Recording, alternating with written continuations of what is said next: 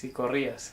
Sí, corrí 400 metros, entrenábamos en el Estadio Nacional, cosas así, pero no trascendente. Creo que mis carreras mejores las he pegado con la cabeza.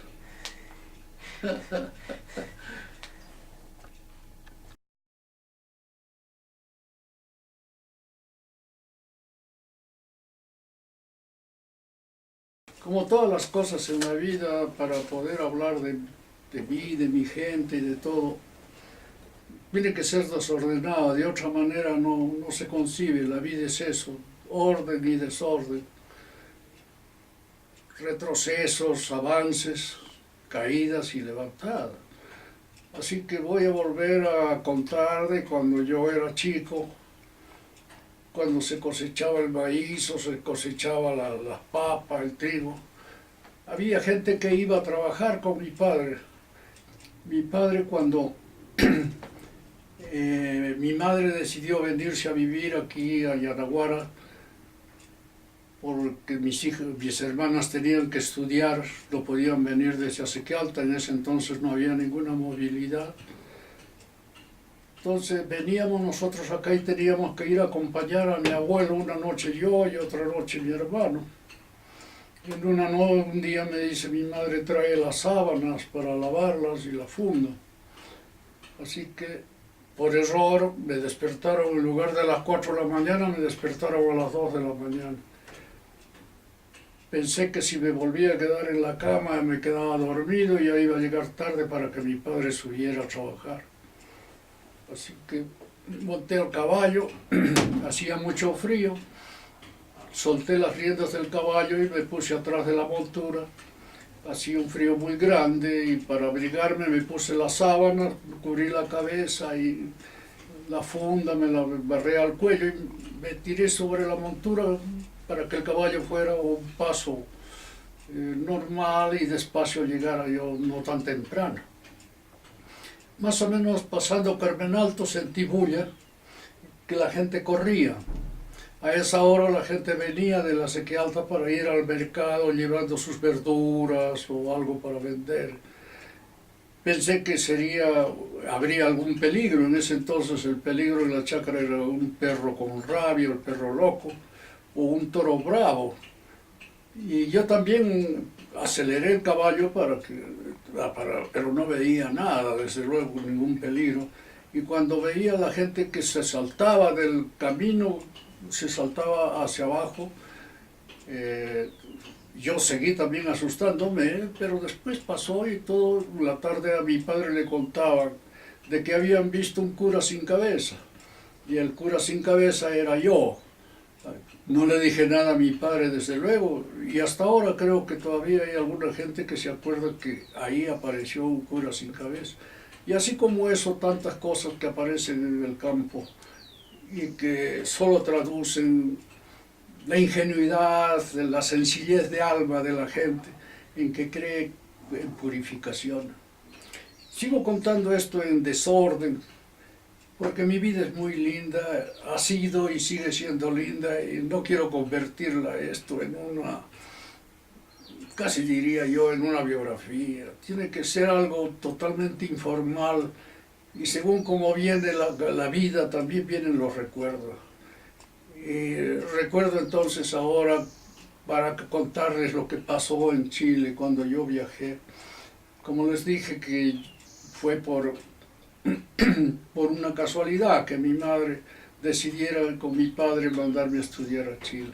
Cuando llegué a Chile no me hacían válidos los estudios, tuve que estudiar, dar examen de madurez del primero al sexto de medicina, de humanidades allá, con eso sacar el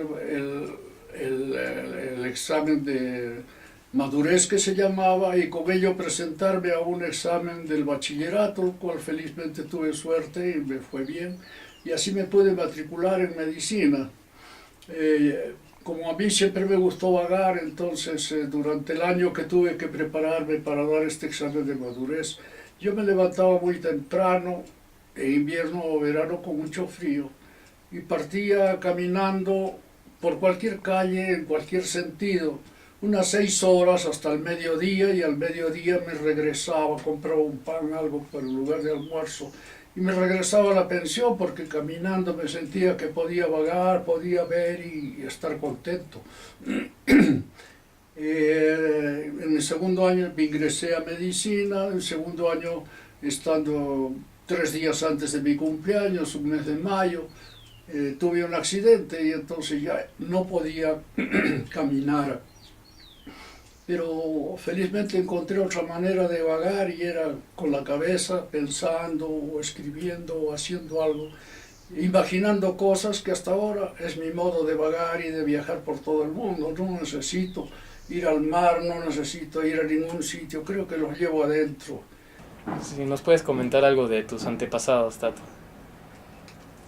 Sé muy poco porque solamente últimamente nomás he podido yo saber algo cuando un familiar médico reunió los antecedentes de la familia Sanz, y por eso sé que descendemos de un matrimonio de Mariano Sanz. Tú tienes, creo, la hoja de la familia Sanz.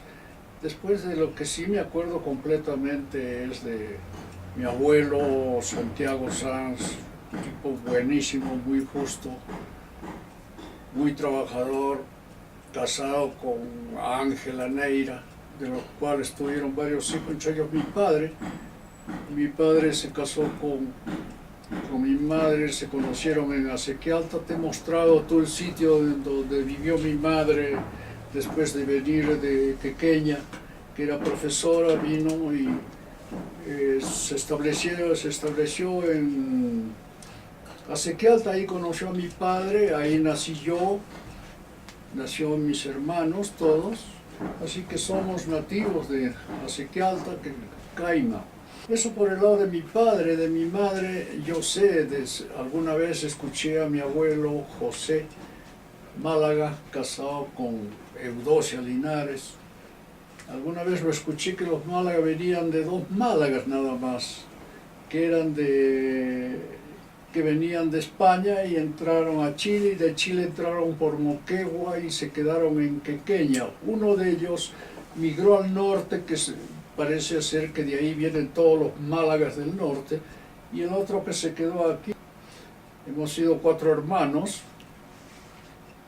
Jaime el mayor falleció, después vine yo, otro hermano que falleció siendo niño, Yolanda y Angélica, y eso es todo lo de la familia Sanz. Que yo recuerde de mi infancia, que me crié, bueno, nací, no solo me crié, sino nací en Asequialta, me crié en Asequialta. Mi madre era profesora ahí, mi padre agricultor de muy pocos terrenos, muy pegado a su padre, terriblemente pegado. Tanto es que no quería venir a vivir aquí a la ciudad para que estudiaran mis hijas, y pudiéramos, nosotros veníamos a estudiar de acá a caballo, o a veces a pie, a veces en burro. Nos dejaban acá en Yanaguara, y de aquí íbamos al colegio, pensionábamos en pensiones donde se almorzaba y se salía al colegio en la tarde, y de ahí volvíamos a Asequialta. No había luz, se estudiaba con vela, había que madrugar. ¿Qué te puedo decir de mi infancia? Creo que la infancia mía es muy parecida, igual a la que todo chacarero ha tenido, de obediencia a los padres, de respeto, de flojera para levantarse en las madrugadas, 2 de la mañana a veces, 4, hacer cosas, aguantar el frío, enseguida ir al colegio. Pero en todo caso una infancia tranquila, y en el recuerdo muy, muy feliz, sobre todo por mis padres, que siempre se dedicaron a los hijos. Ellos tenían una sensación de que los hijos tenían que progresar, y nos pusieron un empuje muy grande para poder estudiar. A mí los estudios no me gustaban, sin embargo terminé la media y después terminé siendo médico. Como anécdota te puedo contar que cuando mi padre estudiaba, tenía un primo que tenía mucho dinero y se fue a España y quería ir, llevárselo a mi padre y quedó en que al año siguiente viajaba a España a estudiar mi padre. Pero mi abuelo tenía una cosecha de maíz que se le malogró por el viento y la lluvia, no pudo viajar y se quedó en la chacra y ahí nos quedamos nosotros. Después el colegio, ¿qué fue para mí el colegio? Un martirio toda la vida. Por desgracia me pusieron en el Colegio San Francisco, donde hacía mucha distinción entre gente de la sociedad. Yo era un chacarero, en ese entonces loco, los famosos loncos. Y de ahí estudiar con eso era difícil, los curas hacían mucho distingo. Incluso a todos dieron estampitas para la primera comunión, menos a mí. Y eso me resintió en el colegio, me hizo desagradable. Tuve un profesor, Prosper Buroncle, que era un tipo muy fijado en apellidos y cosas. Y eso distanció mucho al profesor del alumno. Felizmente, gracias a Dios, a mis padres no tuvieron plata para seguir pagando el Colegio San Francisco. Así que me pasaron a un centro escolar, el 958, donde me enamoré de mi profesora terriblemente. Yo estaba en tercer año y cada vez que la veía me saltaba el pecho, pero era el amor de niño, desde luego, ese amor que sin interés, sin que esperar correspondencia, en que uno ama por los dos. Y después a medio año la cambiaron y yo recuerdo haber echado unas lágrimas porque la cambiaron, ¿no? Después pasé al Colegio Independencia. En el Colegio Independencia todavía seguía yendo para mí los estudios una cosa muy desagradable, muy desagradable. Yo iba con fatiga de estómago al colegio. A partir del tercero, un poco, y ya de cuarto y quinto recién pude ir al colegio en forma tranquila. Después de ahí, yo quería ser vago, yo no quería estudiar, yo quería ser vago de plaza para sentarme a conversar y ver, no para limosnear, sino para ver la vida en otra forma. Pero el empuje de mis padres era muy grande. No cesaban ellos de trabajar y de empeñarse y de tratar de sacar en alguna forma el pan. Así que eso me hizo seguir el impulso de querer estudiar. Quise ser profesor, me gustaba mucho ser profesor, quizá porque mi madre era profesora. Quise ser profesor, pero más que nada era vagar. Me tocó en una oportunidad que tuve que ir al dentista, Hugo Pepper, y me preguntó qué quería hacer. Yo le dije que profesor. Entonces me dijo, ¿por qué no estudias odontología? Y ahí me metió la cabeza odontología y de ahí sacó mi padre que podía ir a estudiar y mi madre podía ir a estudiar a Chile. A mí lo que interesaba no era estudiar, lo que me interesaba era vagar, así que acepté pues Chile, cualquier cosa. Y comencé a prepararme, pero en eso mi padre me dice que por qué no trataba de quedarme un año más acá en la universidad, para ir a Chile mejor, en mejores condiciones. Pensé que con eso se clausuraba todo. Mi madre había viajado a Lima acompañando a mi hermano que se presentaba a la escuela militar. Pero de que vino me encontró descontento, que yo estaba estudiando en una academia y cuando me preguntó de qué me pasaba, yo le dije pues que mi padre me había dicho que mejor me quedara un año y que al otro año a lo mejor seguía y que me iba a quedar.